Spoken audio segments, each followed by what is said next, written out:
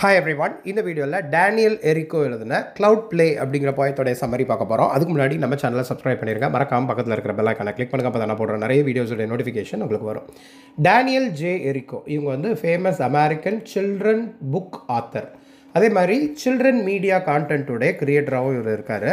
ஏன்னா இவருடைய famous series பார்த்திங்கன்னா த பிரேவஸ்ட் நைட் அப்படின்னு சொல்லிட்டு ஒரு டிவி சீரீஸு, அதுக்கு இவர் தான் பேசுங்க. அது போக இவர் நிறைய நாவல்ஸ்லாம் எழுதியிருக்காரு. ஏன்னா இந்த பிரேவஸ்ட் நைட் அப்படிங்கிறது ஒரு நிறைய அவார்ட் வாங்கியிருக்குது இந்த பர்டிகுலர் டிவி சீரீஸு. ஏன்னா இந்த பிரேவஸ்ட் நைட் அப்படிங்கிறது இந்த கனேடியன் அனிமேட்டட் டெலிவிஷன் சீரீஸ்.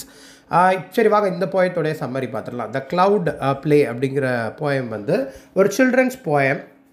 இதனுடைய காம்போசிஷன், இந்த போயத்தோடைய மேக்கிங் பார்த்திங்க அப்படின்னா க்ளவுட்ஸ் வந்து அப்படியே உயிரோடு வந்து அந்த நைட் டைமில் ஸ்கையில் வந்து டான்ஸ் ஆடுற மாதிரி, அந்த க்ளவுட் வந்து டிஃப்ரெண்ட் ஷேப்ஸில் ஃபார்ம் ஆகிற மாதிரியும், அப்புறம் அந்த விண்டுடைய அந்த சத்தம் வந்து சிரிக்கிற மாதிரி இருக்குது அப்படின்னு சொல்லிட்டு நிறைய பர்சானிஃபிகேஷன் இந்த போயத்தில் யூஸ் பண்ணியிருப்பார் நம்ம டேனியல் எரிக்கோ. ஏன்னா க்ளவுட் சிரிக்கிற மாதிரி இருக்குது, அப்புறம் இந்த மூனுடைய கண்களை பாருங்கள், ஸ்டார் வந்து டியூனுக்கு ஏற்ற மாதிரி விசில் அடிக்குது, அந்த வேவ்ஸ்லாம் கிளாப் பண்ணுது அப்படிங்கிற மாதிரி நிறைய குட்டி குட்டி பர்சானிஃபிகேஷன்ஸ் இருக்கும். ஏன்னா பர்சானிஃபிகேஷன் அப்படிங்கிறது ஒரு லிட்ரரி டிவைஸ், அதாவது நான் ஹியூமன் ஆப்ஜெக்ட்ஸ் அல்லது அப்ட்ராக்ட் ஐடியாஸ்க்கு ஹியூமன் குவாலிட்டிஸ் அல்லது ஹியூமன் எமோஷன்ஸ் ஆக்ஷன்ஸ் கொடுத்து இந்த போயட் வந்து இந்த போயத்தில் யூஸ் பண்ணியிருப்பார். ஏன்னா இந்த க்ளவுட் ப்ளே அப்படிங்கிற இந்த பர்டிகுலர் போயத்தில் வந்து அந்த பர்சானிஃபிகேஷன் தான் சென்ட்ரல் ரோலே அப்படின்னு சொல்லலாம். மொத்தம் 13 ஸ்டான்ஸா அப்படின்னு சொல்லலாம். ஸ்டான்ஸாகிறத விட 2 லைன்ஸாக தான் இது இருக்குது. மொத்தம் 26 லைன்ஸ் கொண்ட போயம் இது. ஸோ இந்த போயம் வந்து ஒரு விம்சிக்கல் போயம் அப்படின்னு சொல்லலாங்க. விம்சிக்கல் அப்படின்னா ரொம்ப இமேஜினேட்டிவாகவும் ஃபேன்சிஃபுல்லாகவும் இருக்கும். மோரோவர் இது வந்து ஒரு இமேஜினேட்டிவ் சில்ட்ரன் ஸ்டோரி அப்படின்னு சொல்லலாம். ஏன்னா இந்த க்ளவுட்ஸை வந்து ஷேப்ஸ் இருக்கிற மாதிரி, க்ளவுட்ஸ் வந்து அந்த ஸ்கையில் வந்து டிஃப்ரெண்ட் ஷேப்ஸாக இருக்குது அப்படின்னு சொல்ல நினைக்கிறாங்க இல்லையா. ரொம்ப அட்வென்ச்சரஸாக ஒரு சில்ட்ரனுக்கே உரித்தான மாதிரி நம்ம டேனியல் எரிக்கோ இந்த போயத்தை எழுதியிருப்பார். வாங்க இப்போ இந்த போயத்தோடைய சம்மரியை பார்த்துடலாம். ஸோ அந்த போயம் எப்படி பிகின் ஆகுது அப்படின்னா, ஒவ்வொரு நைட்டுமே அந்த க்ளவுட் எல்லாமே அந்த ஸ்கையில் வந்து அசம்பிள் ஆகுது அப்படின்னு சொல்கிறாங்க. ஸோ அப்படி கேதர் ஆன க்ளவுட் எல்லாமே ரொம்ப ஜாலியாக, ரொம்ப கம்ஃபர்டபுளாக, எப்படி ஒரு ஃபெதர் வந்து மூவ் ஆகுமோ அந்த மாதிரி ரொம்ப ஜென்டிலாக, ரொம்ப லைட்டாக மூவ் ஆகுது அப்படின்னு சொல்கிறாங்க. அது வந்து டிஃப்ரெண்ட் ஷேப்ஸ் மாதிரி, எப்படி ஒரு மேன் வந்து ஒரு கிளேயை மோல்டு பண்ணும்பொழுது டிஃப்ரெண்ட் ஷேப்ஸில் பண்ண நினைக்கிறாங்களோ அதே மாதிரி அந்த க்ளவுட் வந்து அதுவே வந்து டிஃப்ரெண்ட் ஷேப்ஸாக மாறிக்குது. அப்புறம் அந்த அப்படி மாறும் பொழுது ஒவ்வொரு ஃபார்மேஷனை பார்த்து அந்த க்ளவுடே சிரிச்சுக்குதான் அவங்களுக்குள்ளே. இப்போ ஒரு க்ளவுடுடைய ஃபார்மேஷனை பார்த்து இன்னொரு க்ளவுட் ஃபார்ம் ஆகிருக்கும் இல்லையா, அது வந்து பார்த்து சிரிச்சுக்குது, ரசிச்சுக்குது. அது வந்து ஒரு ப்ளே மாதிரி ஒரு அவங்களுக்குள்ளே விளையாண்டுக்கிறாங்க அப்படிங்கிறத சொல்கிறாங்க.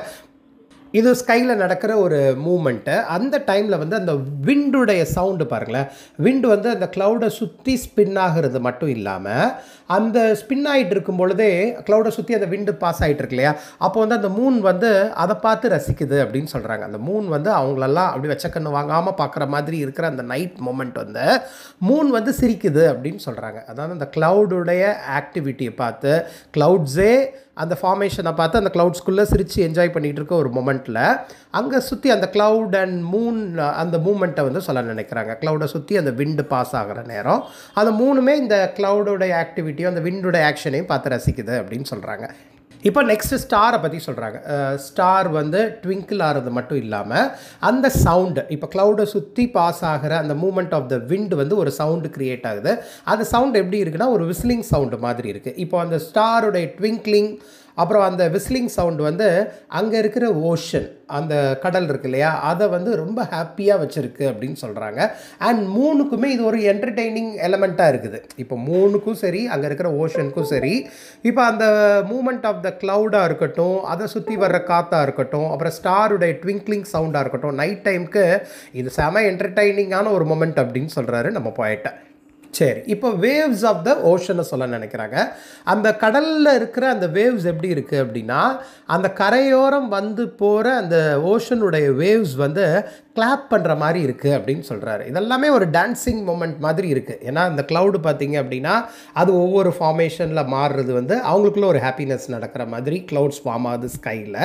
அதை சுற்றி விண்டு மூவ் ஆகுது. அதே நேரம் ஸ்டார்ஸ் எல்லாமே ட்விங்கிள் ஆகிறது மட்டும் இல்லாமல் விஸ்லிங் பண்ணுது.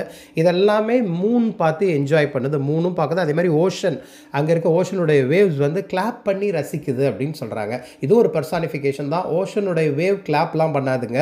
அந்த ஓஷனுடைய வேவ்ஸ் வந்து அந்த கடற்கரையோரம் பட்டு போகுது இல்லையா, ஸோ அதை வந்து வேவ்ஸ் வந்து ஷோரை டச் பண்ணி போகிற அந்த ஒரு மொமெண்ட் வந்து கிளாப் பண்ணுற மாதிரி இருக்குது அப்படின்னு சொல்கிறாங்க. இப்போ நெக்ஸ்ட் வந்து ட்ரீஸை பற்றி சொல்ல நினைக்கிறாங்க. அங்கே பக்கத்தில் இருக்க ட்ரீஸ் எல்லாம் பார்த்திங்கன்னா அப்படியே ஹையர் அண்ட் ஹையராக வளர்ந்துக்கிட்டே போகுது. அதே மாதிரி அதுவுமே இங்கே நடக்கிற சின்ன சின்ன விஷயம், அந்த விஸ்லிங் சவுண்டு, அந்த மொமெண்டெல்லாம் என்ஜாய் பண்ணுது, லிசன் பண்ணுது அப்படின்னு சொல்கிறாங்க. அதுவுமே ரொம்ப ஹாப்பியாக இந்த ஓஷனுடைய சவுண்ட், அந்த வேவ்ஸ் கிளாப் பண்ணுற மொமெண்ட்டாக இருக்கட்டும், அதே மாதிரி இந்த விண்டு வந்து சுற்றி வர்ற மொமெண்ட்டாக இருக்கட்டும், இதெல்லாமே அது வந்து ரொம்ப ஹாப்பியாக அது லிசன் பண்ணிக்கிட்டு தான் இருக்குது அப்படின்னு சொல்கிறாங்க. நெக்ஸ்ட்டு வந்து ஒரு நீ இதை வந்து வெளியே வந்து பாரு, நீ வந்து பார்த்தாலே நீயே சொல்லுவ க்ளவுட்ஸ் எல்லாம் டான்ஸ் ஆடிக்கிட்டு இருக்கு. இந்த டான்ஸ் ஆடுற க்ளவுடை வந்து நீ வந்து விட்னஸ் பண்ணணும் அப்படின்னு சொல்லிட்டு ரீடர்ஸ் கிட்ட நம்ம பாயிண்ட் சொல்கிறாரு. நீ அப்படி கொஞ்சம் தலையை வெளியே விட்டு பாரு, நீ பார்த்தினாலே உனக்கு தெரியும் இந்த வந்து எவ்வளோ பியூட்டிஃபுல்லாக இந்த ஒரு மொமெண்ட் இருக்குது. க்ளவுட்ஸ் எல்லாம் டான்ஸ் ஆடுறதை நீ கண்டிப்பாக விட்னஸ் பண்ண முடியும். ஸோ வெளியே வந்து பாரு, ஒரு பை சான்ஸ் நீ வந்து எட்டி பார்த்த அப்படின்னாலே இந்த விண்டு வந்து க்ளவுட் கூட நடக்கிற அந்த மொமெண்ட்டை பார்க்கும் பொழுது ஒரு டான்ஸ் ஆடுற ஃபீல் வந்து உனக்கு தெரியும் அப்படின்னு சொல்கிறாங்க. பட் சீக்கிரம் வந்து பாரு, you have to be quick. அது ஏன்னா க்ளவுட்ஸ்லாம் மூவ் ஆகிட்டே இருக்குது, இது வந்து ஃப்ளீட் ஆகிட்டே இருக்குது, நீ டக்குன்னு ஓடி வந்து பாரு. அப்புறம் வந்து ஒரு சீக்கிரம் வாய, அதர்வைஸ் அது சீக்கிரம் போயிடும். ஏன்னா க்ளவுட்ஸோடைய மூமெண்ட் வந்து ஃப்ளீட்டிங் மாதிரி இருக்குது அப்படின்னு சொல்கிறாரு. இந்த மொமெண்ட்டே சீக்கிரம் கேப்சர் பண்ணணும்.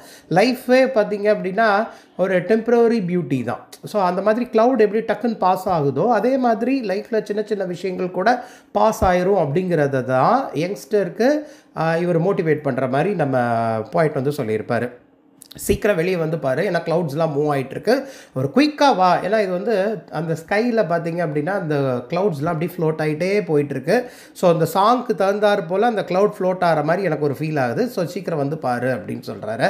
அண்ட் அந்த க்ளவுட்ஸ்லாம் பார்த்திங்கன்னா ஃப்ளஃபி க்ளவுட்ஸ், ரொம்ப ட்ரூப்பி க்ளவுடு, ஸ்கின்னி அண்ட் ஃபேட், ஒவ்வொன்றும் ஒவ்வொரு ஷேப்பில் ஒவ்வொரு டிரெக்ஷனில் அப்படியே ஸ்கேட்டர் ஆகி போகிற மாதிரி தெரியுது அப்படின்னு சொல்கிறாரு. ஏன்னா க்ளவுடை வந்து கம்ப்ளீட்டாக விஷுவல் ரெப்ரசன்டேஷனுக்கு அந்த ரீடர்ஸ்க்கு கொண்டு வர்ற மாதிரி அவர் பாயிண்ட் வந்து கொஞ்சம் மெனக்கிட்டு இருப்பார் இந்த பர்டிகுலர் பாயிண்ட்டில். ஏன்னா க்ளவுடுடைய அப்படியே அப்பியரன்சஸ் சொல்ல நினைக்கிறாரு. அந்த க்ளவுடுடைய ஃபார்மேஷன் எப்படி ரொம்ப பார்க்குறதுக்கு நல்லா புசு புசுன்னு இருக்கிற மாதிரி இருக்குது. சில க்ளவுடு பார்த்திங்கன்னா அப்புறம் டிஃப்ரென்ஸ் அப்படி டேங்லிங் அங்கிட்டு இங்கிட்டு தொங்குற மாதிரி இருக்குது. அப்புறம் சில இது வந்து ரொம்ப மெலிஞ்ச மாதிரி இருக்குது. சில க்ளவுட் வந்து ரொம்ப பெருசாக ஃபேட்டாக இருக்கிற மாதிரி இருக்குது. பட் எல்லாமே டிஃப்ரெண்ட் ஷேப்பில் தான் இருக்குது அப்படின்னு சொல்கிறாரு. எல்லாமே ஸ்கையில் வந்து செட்டில் டவுன், ஒவ்வொரு இடத்துல செட்டில் ஆகிருக்குப்பா. எல்லாமே ஒவ்வொரு பர்டிகுலர் பிளேஸஸில் அது செட்டில் ஆகிருக்கிற மாதிரி இருக்குது.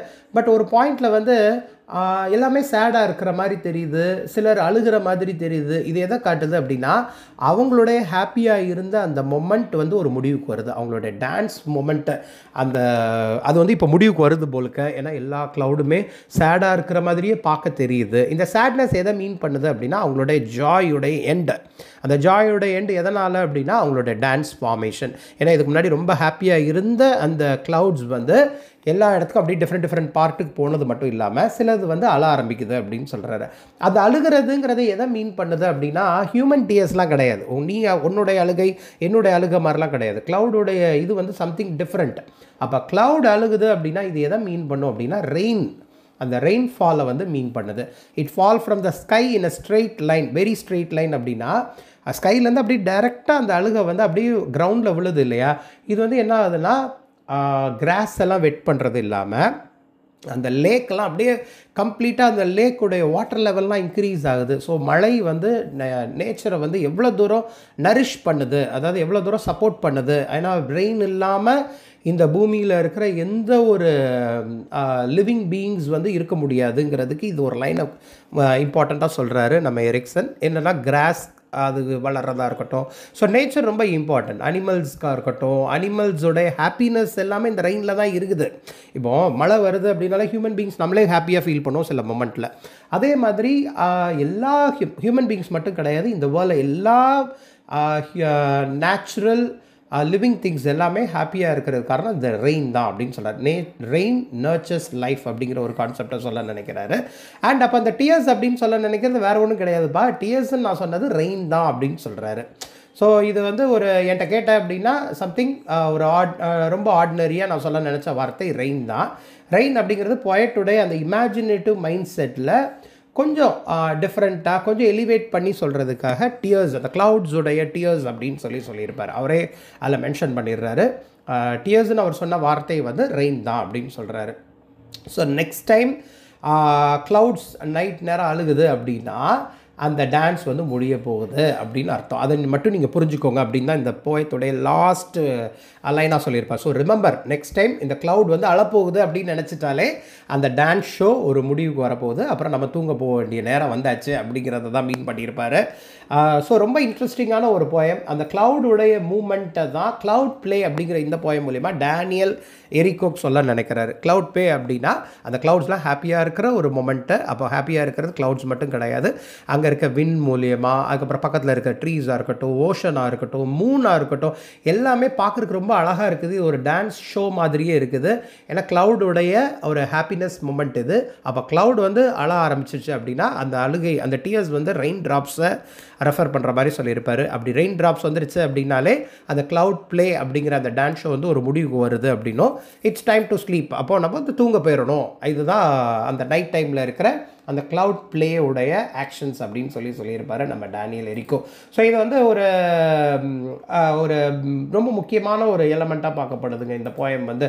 ஏன்னா லிட்ரல் இன்டர்பிரிட்டேஷன் அப்படின்னா இந்த க்ளவுட் அப்படிங்கிறது வந்து ஒரு சிம்பாலிக் ரெப்ரசன்டேஷன், லிட்ரல் மீனிங் பார்த்தீங்க அப்படின்னா க்ரியேட்டிவிட்டி அண்ட் இமேஜினேஷனை மீன் பண்ணுது. ஏன்னா க்ளவுட்ஸோடைய டிஃப்ரெண்ட் ஃபார்மேஷன் வந்து ஒரு பவுண்ட்லெஸ் க்ரியேட்டிவிட்டியை டீல் பண்ணுற மாதிரி கொடுத்துருக்காங்க.